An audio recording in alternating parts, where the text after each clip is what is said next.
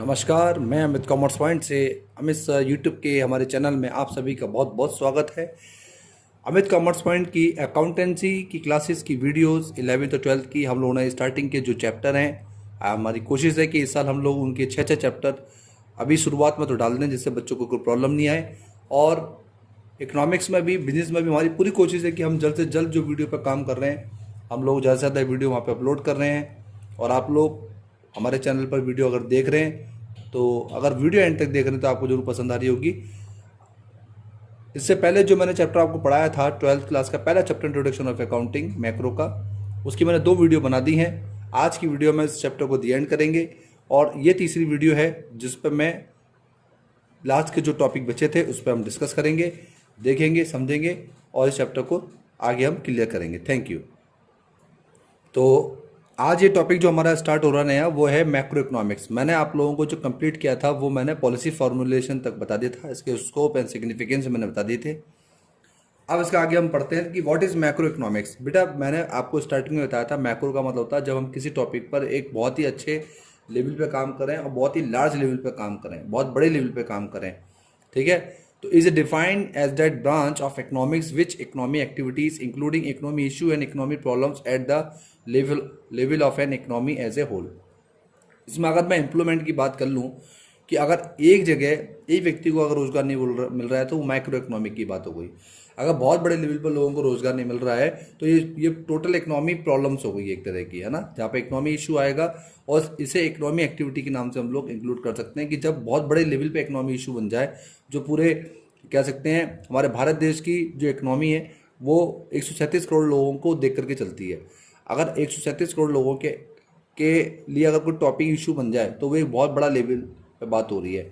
तो वहाँ पे हम मैक्रो इकोनॉमिक्स की बात करेंगे जहाँ पर रोजगार की बात हो रही है, एक व्यक्ति की बात नहीं हो रही है, पूरे देश की जो जनता है उसको लेकर के बात अगर होती है कि बहुत बड़े तबके को अगर जॉब नहीं मिल रही है तो वह कहीं ना कहीं मैक्रो इकोनॉमिक के अंदर एक बहुत बड़ा इकोनॉमी प्रॉब्लम्स है। और ये एक स्तर की बात नहीं है, बहुत बड़े लेवल पर एक समस्या जो इकोनॉमी एज होल बोला गया है। तो इसमें हम दूसरा एग्जाम्पल भी ले सकते हैं। मान लीजिए एक छोटा सा एग्जाम्पल और लें कि एक स्कूल है जहाँ पर कुछ बच्चों को प्रॉब्लम है ना, कोई भी चीज़ की, जब पानी की प्रॉब्लम है या वाटर सप्लाई ढंग से नहीं हो रही है या कोई टीचर अवेलेबल नहीं है, तो वो एक छोटे लेवल पर है तो वो माइक्रो इकोनॉमी प्रॉब्लम है। अगर सारे स्कूलों में प्रॉब्लम हो जाएगी, टीचर पढ़ाने वाले नहीं मिलें तो क्या होगा, ये इकोनॉमी के लिए बहुत बड़ी समस्या बन जाएगी क्योंकि वो बच्चे पढ़ लिख के आगे चल के अच्छी नौकरियां करेंगे तो हमारे देश की इकोनॉमी को बढ़ाने में बहुत बड़ा हेल्पफुल साबित होंगे। लेकिन ये प्रॉब्लम बड़े जब लेवल की होती है तो उसको हम इकोनॉमी इशू बोल सकते हैं। अकाउंटिंग एमएच शेपरो कहते हैं कि macro economics deals with the functions of an economy as a whole, यानी कि मैक्रो इकोनॉमिक्स के अंदर जो बात की जा रही है वो एक बड़े लेवल की बात की जा रही है, बड़े स्तर की बात की जा रही है, बड़ी समस्याओं की बात की जा रही है, बड़े टारगेट की बात की जा रही है। तो जब हम लोग लार्ज पे जाते हैं, हम लोग बड़े लेवल की बात करते हैं, एक नेशनल इंटरनेशनल की बात नहीं हो रही है, यहाँ पर नेशनल लेवल की बात करें, विश्व पटल की बात अगर हम करें और वहाँ कोई इकोनॉमी में प्रॉब्लम आए, जैसे देश के अंदर अगर हम लोग बात करें महंगाई अगर एकदम से बढ़ जाए तो ये कहीं ना कहीं पूरे विश्व के लिए एक इकोनॉमिक प्रॉब्लम बनेगा जो एक बहुत बड़ा एक रीज़न बन सकता है इकोनॉमी को एक बड़े स्तर पर सोचने के लिए, मजबूर करने के लिए। तो सरकार को इस पर कदम उठाने होंगे कि क्योंकि इसका सीधा सीधा इफेक्ट जनता पे पड़ेगा बेटा। तो आई थिंक आपको समझ में आया होगा। अब उसकी न्यू क्लासिकल थ्योरी क्या कहती है कि attach a greater importance to monetary policies rather than fiscal policy, level of full employment can be achieved by the changing the supply of money. अब ज़्यादा से ज़्यादा इस दो को इसका मीनिंग समझो। Attach greater importance to monetary policy, सरकार क्या करती है, मॉनेटरी पॉलिसी जब बनाएगी, जब वो मौद्रिक जो उसकी एक क्रिया है, एक पॉलिसी है, जब वो बनाएगी तो उसमें फिस्कल पॉलिसीज और लेवल ऑफ फुल एम्प्लॉयमेंट को ध्यान में रखा जाएगा। और गवर्नमेंट, जैसे मैंने पहले फिस्कल पॉलिसी के बारे में बताया था कि गवर्नमेंट क्या करती है, मॉनेटरी पॉलिसी और फिस्कल पॉलिसी को लेकर चलती है, जिसमें SLR, CLR, है ना, रेपो रेट, बैंक रेट, इसको लेकर चलेगी, है ना। और गवर्नमेंट फुल एम्प्लॉयमेंट की बात करें तो लेवल ऑफ एम्प्लॉयमेंट देखेगी कि ग्रेड ऑफ स्लैब भी देखे जाएंगे, middle level, low level, poor level. और इसमें देखा जाएगा कि पब्लिक के द्वारा क्या चेंज करके हम लोग उनकी सप्लाई ऑफ मनी को हम लोग पूरा कर सकते हैं। तो गवर्नमेंट कुछ ना कुछ ऐसे फ्लक्चुएशंस करेगी, चेंज करेगी जिससे कि एक सप्लाई ऑफ मनी डेवलप हो, क्रेडिट ऑफ मनी डेवलप हो, देश का बैलेंस सिस्टम लागू हो जाए, जिससे कि जितना एम्प्लॉयमेंट है, जितना लोगों को रोज़गार चाहिए वो रोज़गार उनको मिल सके, वो ऐसी कुछ पॉलिसी सरकार डेवलपमेंट के जैसा इंडस्ट्री लेके आए, ज़्यादा से ज़्यादा रोजगार पैदा करने के लिए। बाहर की कंपनियां जैसे यहाँ पे इंडिया में भी हैं, लेकिन अब तो देश स्वदेशी पर चलेगा, क्योंकि हमारे देश के प्रधानमंत्री साहब ने एक नया बोला है कि अब देश अब हमारा स्वदेशी होगा। तो अब आगे चल के देखते हैं क्या चैलेंजेस रहते हैं, इंडिया की इंफ्रास्ट्रक्चर को किस राह पे लेके चला जाता है, ये हम देखेंगे। अब देखते हैं इस पर गवर्नमेंट भी क्या एक्शन लेती है और बैंक क्या एक्शन लेती है, या आगे देखने का सीन है। नेक्स्ट है फीचर्स। पहला फीचर आ रहा है स्टडी ऑफ एग्रीगेट्स। देखिए एग्रीगेट्स की मैंने बात कही थी, एग्रीगेट का मतलब होता है टोटल, ठीक है ना। तो हम उस पर बात करते हैं कि concurrent with concept as such as aggregate demand, aggregate supply, total output, general price output.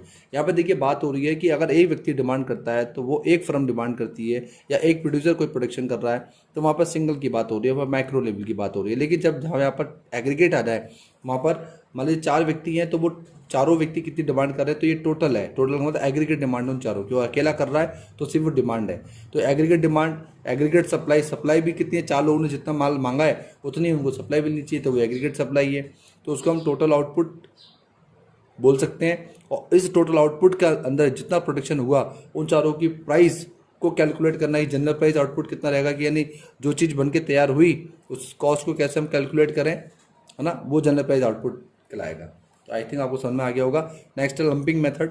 Lumping method को हम लोग समझ सकते हैं कि यहाँ पर जो प्राइस है वो इंडिविजुअली पर्सन को देखते हुए हम लोगों को डिसाइड करनी है। जनरल प्राइस नहीं बनाने की, आपने एक जनरल प्राइस डिसाइड कर ली कि ये कॉस्ट 15 रुपये की। अब मिडिल फैमिली और लो लेवल तो ले नहीं पा रहे, क्योंकि उनकी मान लो इतनी कमाई नहीं है कि वो 15 रुपये भी खर्च कर सके। मान लो 1500 रुपये कर लो, 1500 का कोई आपने मेटल बना दिया, अब वो नहीं ले पा रहे।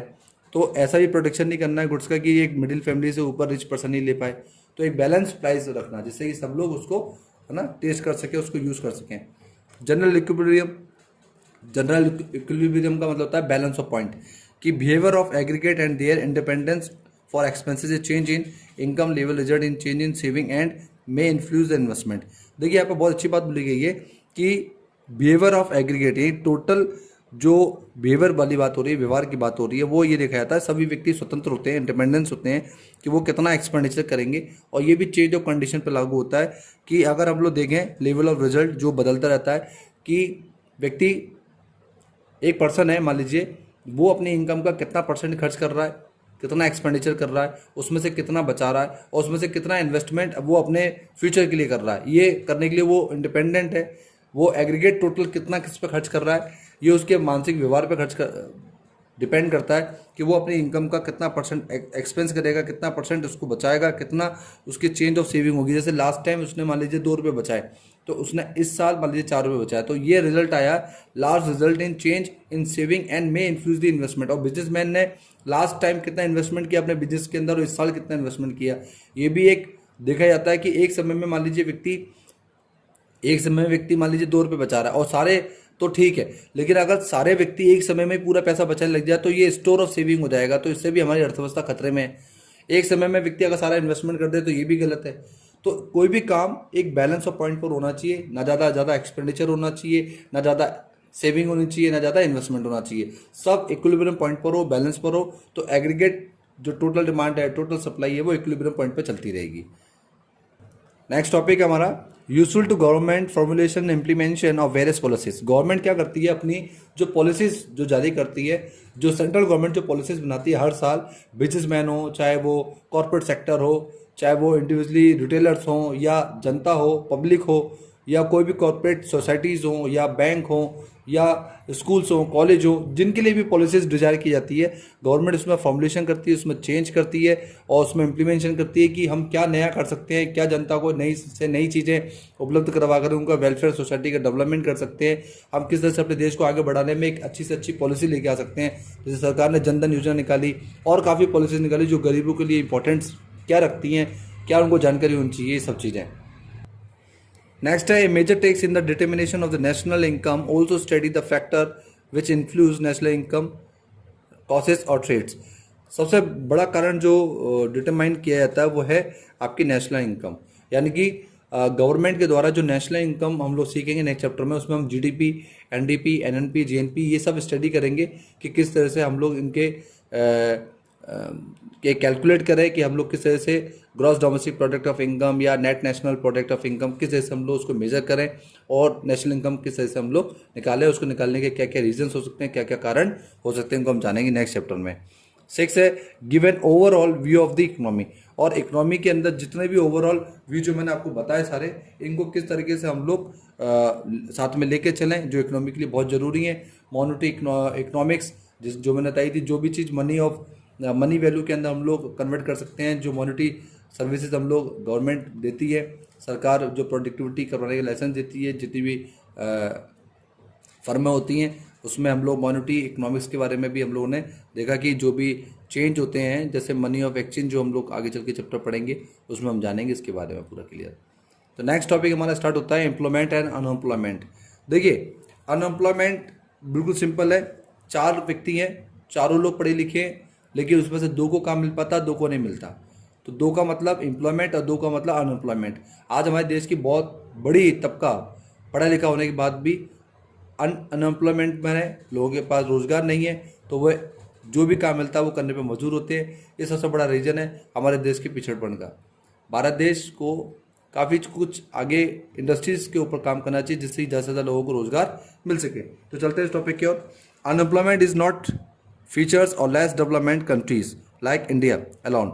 ऐसा ज़रूरी नहीं है कि इंडिया में ऐसा है कि यहाँ पर कम डेवलपमेंट है या फिर यहाँ पर रोजगार नहीं है। ऐसी बहुत सारी कंट्रियों के अंदर अनएम्प्लॉयमेंट है, जो it is an equality important issue for the developed country, और जो बहुत बड़ा कारण है कि हम लोग और कंट्रियों की तरह इक्वलिटी पर नहीं है। हमारा देश बहुत पिछड़ा हुआ है, और बाहरी देशों की अगर हम तुलना करें अपने देश से, तो वहाँ पर डेवलपमेंट ज़्यादा है, क्योंकि वहाँ पर इंफ्रास्ट्रक्चर और प्राइवेटाइजेशन बहुत अच्छे लेवल पर है। गवर्नमेंट ने काफ़ी कंपनियों को लिबरलाइज कर रखा है, टैक्सेस वहाँ पे कम लगाए जाते हैं, वहाँ की पॉपुलेशन बहुत ज़्यादा एजुकेटेड होती है, और अपने देश के अंदर बहुत ज़्यादा वो अवेयर होते हैं और जागरूक होते हैं। जबकि इंडिया में ऐसा देखने को शायद कम मिलता है कि लोगों के पास अच्छा रोजगार नहीं है, वो अच्छी लाइफस्टाइल नहीं जी पाते हैं, लग्जरी लाइफ का आनंद नहीं ले पाते हैं। अच्छे स्कूल्स, अच्छे कॉलेज के अभाव में हमारे देश के अंदर युवा अच्छा एजुकेटेड तो है, लेकिन उसको अच्छी नॉलेज, बेस ऑफ नॉलेज नहीं होने से उसको एम्प्लॉयमेंट भी नहीं मिल पाता है, क्योंकि यहाँ पर अच्छी कंपनियाँ नहीं हैं।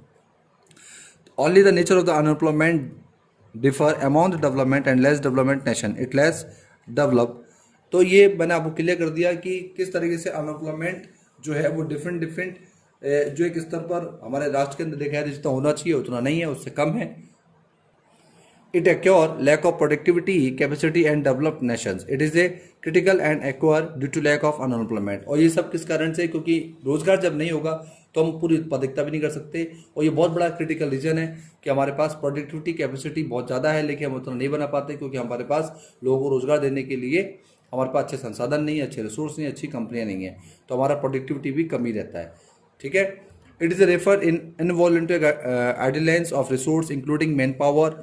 Here the actual output will be less than potential output. So one or the objective and the government policy to ensure full employment. सरकार को इस बेसिस पर काम करना चाहिए कि ज़्यादा से ज़्यादा लोगों को रोजगार दिया जाए, जिससे संभावना बन सके कि हम जो प्रोडक्टिविटी जो हमारी कम हो रही है, अगर मेन पावर और लेबर फोर्स अगर बढ़ जाए और लोगों को रोजगार देने के हमारे पास संसाधन बढ़ जाएं, तो हम अपने देश के अंदर ही प्रोडक्टिविटी को बढ़ा सकते हैं। इसलिए हमें बाहर के लोगों के प्रोडक्टिविटी को नकारना होगा, अपने देश के अंदर ही उन चीज़ों को बनाया जाए जिससे कि हमारी इकोनॉमिक ग्रोथ हो सके, हमें एम्प्लॉयमेंट ज़्यादा मिल सके, हमारे पास रिसोर्स पावर बढ़ सके, हमारे पास मेन पावर बढ़ सके, हमारे पास लेबर फोर्स बढ़ सके, ह्यूमन पावर बढ़ सके। और उसकी संभावना तभी हो सकती है जब सरकार इस रास्ते पर काम करे। नहीं तब तक, अगर ऐसा नहीं होगा तब तक हमारा जो आउटपुट है वो संभावना यही दिखाता है कि जितना हमें चाहिए उतना हम प्रोडक्टिविटी नहीं कर पा रहे हैं। तो अब मैं नेक्स्ट टॉपिक पढ़ाऊंगा आप लोगों को, मेजर इकोनॉमिक इशू, कि ऐसे क्या कारण है, क्या मेजर इकोनॉमिक इशू है जिससे कि हम ग्रोथ नहीं कर पा रहे हैं। पहला इकोनॉमिक ग्रोथ, फर्स्ट है growth and development are the key of parameters of macro economy. The trade in the nations output over the long period is know as economic growth. It is refer to expansion of economics production capacity. देखिए, economic growth का मतलब simple सा है, हमारे देश की अर्थव्यवस्था को हम तभी आगे बढ़ा सकते हैं जब हम ग्रोथ करें, डेवलपमेंट हो, और ये तभी हो सकता है जब हम लोग इसको बड़े स्तर पर इसके बारे में सोचें। माइक्रो इकोनॉमिक की बात नहीं करूँगा। जब देश की जीडीपी की बात होती है तो देश की जनता 137 करोड़ है, उसके प्रोडक्टिविटी भी उतनी ही होनी चाहिए, और उसके लिए उतनी इंडस्ट्रीज़ हमारे देश के अंदर होनी चाहिए। और एक बहुत बड़ा इसमें समय लगा, हमारे जो आउटपुट है पूरे long period is know as economic growth. और देश को 1947 से 2020 तक बहुत लंबा समय मिला आगे बढ़ने के लिए, लेकिन हम उतना ग्रोथ नहीं कर पाए इतना। It refer to expansion of economic production capacity. हमारी जो एक्सपेंशन मतलब जितना हम खर्चा कर रहे हैं उसके से हमारे इकोनॉमी का जो प्रोडक्शन कैपेसिटी है वो उतना नहीं है जितना हम लोग इतने सालों से हम लोग देख रहे हैं। हमारी इकोनॉमी इतनी ग्रोथ नहीं कर पाई, हमारा इंफ्रास्ट्रक्चर इतना ग्रोथ नहीं कर पाया। इसके बहुत बड़े कारण है हमारी इकोनॉमिक ग्रोथ को आगे नहीं बढ़ने के। Growth is measure by the annual rate of increase as per capital income. Growth कब हो सकती है? जब पर कैपिटल इनकम और रेट ऑफ इंक्रीज की जाए। मान लीजिए अगर एक व्यक्ति की बात करें, यदि किसी व्यक्ति की तनख्वाह 1 लाख रुपए है और सभी व्यक्ति जो हमारे देश के अंदर है सबकी लगभग 50,000 1 लाख तनख्वाह हो, तो आप खुद ही सोचिए कि कैपिटल इनकम किस तरह से ग्रोथ करेगी। हमारी एनुअल रेट ऑफ जो इंक्रीज कैपेसिटी पावर है वो बढ़ जाएगी। और उसका 3 मेजर सोर्स हैं जो ग्रोथ करने के लिए बहुत ज़रूरी है। पहला, हमें ग्रोथ करनी चाहिए लेबर फोर्स पर। हमें लेबर को एजुकेटेड बनाना चाहिए, जिससे लेबर अगर एजुकेटेड होगी तो वो अच्छा प्रोडक्टिविटी कर सकती है। आज हमारी लेबर को 400 से 500 या 600 रुपये मिलते हैं पर डे। अगर यही लेबर को पर डे के हिसाब से 1000 रुपये मिलते हैं तो वो भी अपनी अच्छी लाइफस्टाइल जी सकता है। कैपिटल इन्फॉर्मेशन, ज़्यादा से ज़्यादा कैपिटल इन्वेस्टमेंट बढ़ने चाहिए, ज़्यादा से ज़्यादा टेक्नोलॉजी का डेवलपमेंट होना चाहिए। आज हमारी जितनी भी टेक्नोलॉजी है कहीं ना कहीं अडोप्टेड पॉलिसीज़ नहीं होनी चाहिए हमारे देश के अंदर। ऐसी टेक्नोलॉजी डेवलप होनी चाहिए हमारे देश में ही कि जिससे हम अपने लोगों को ज़्यादा से ज़्यादा रोजगार दे सकें। लास्ट नोट है, इकोनॉमिक ग्रोथ और should not to be achieve at the cost of environmental degradation, expenses, exploitations of natural resources etcetera. आज हमारे देश के अंदर बहुत बड़े स्तर पर पर्यावरण जिस तरीके से एक्सप्लोइट हो रहा है, शोषण हो रहा है, नेचुरल रिसोर्स को हम लोग जिस तरीके से शोषण कर रहे हैं, पहाड़ों को काटा जा रहा है, नदियों को गंदा किया जा रहा है, और जो नेचुरल हमारे खाने हैं जैसे कि ऑयल है, माइंस हैं, जितने भी तेल के कुएँ हैं, हमारे यहाँ पहले इतने नहीं थे और आज भी इनका बहुत ज़्यादा अभाव है। तो हमें तेल पर भी हमें जो बाहर से लेना पड़ता है, ये भी बहुत बड़ा कारण है कि हमारा बहुत ज़्यादा पैसा बाहर जाता है। ये भी एक तरह का एक्सप्लोटेशन है। और नेचुरल रिसोर्स का मैंने बता ही दिया कि बड़े बड़े पहाड़ों का, बड़े बड़े जंगलों को काट दिया गया जो एक्सप्लोटेशन है। और ग्रोथ एंड डेवलपमेंट के कारण से must reflections in improving standard living and gulf between poor और रिच मस्ट बी नैरो। यहाँ पे जो शब्द लिया गया है ग्रोथ एंड डेवलपमेंट का, वो हम लोगों को देखना पड़ेगा कि इसमें हमें इम्प्रूव करना है, किस तरह से हम लोगों की स्टैंडर्ड लिविंग को बढ़ा सकते हैं, लोगों के जीवन स्तर को सुधार सकते हैं, उनको अच्छा लाइफ स्टाइल दे सकते हैं। इसके लिए बहुत बड़ी खाई जो आज भी लोगों के बीच में दिखती है, अमीर अमीर दिखता है, गरीब गरीब दिखता है, ये बहुत छोटी सोच के आधार पर देखा जाए तो समाज के अंदर आज भी कई लोग अमीरों को अमीरों की नज़र से देखते हैं, गरीबों को गरीबी की नज़र से देखते हैं। तो ये सबसे बड़ा रीज़न है कि हमारे यहाँ का लिविंग स्टैंडर्ड भी बहुत थोड़ा सा मिडिल लेवल से भी नीचे है कई लोगों का। तो इसको इक्वल करने के लिए गवर्नमेंट को ज़्यादा से ज़्यादा इस तरफ काम करना चाहिए और देश की जनता को एक अच्छा लाइफस्टाइल देने के लिए इंडस्ट्रीज़ डेवलप करनी चाहिए। तो इस तरीके से आज हमने हमारे फर्स्ट चैप्टर को पूरा किया। आई होप कि जितना मैंने आपको पढ़ाया है थोड़ा बहुत आपको समझ में आया होगा। बाकी का आप अपने किताब में से और आपके स्कूल के टीचर की आप हेल्प ले सकते हैं। और अगर मेरी वीडियो में आपको काफ़ी चीज़ें समझ में आई हैं तो हमारी वीडियो को लगातार देखते रहें। कोई भी चीज़ अगर कमी रह गई है तो कमेंट करके बताएं। मैं अमित श्रीवास्तव नेक्स्ट चैप्टर में आपको जरूर मिलूंगा। हमारे चैनल को सब्सक्राइब, शेयर, लाइक करते रहें और कमेंट बॉक्स में कमेंट जरूर करें। धन्यवाद, थैंक यू।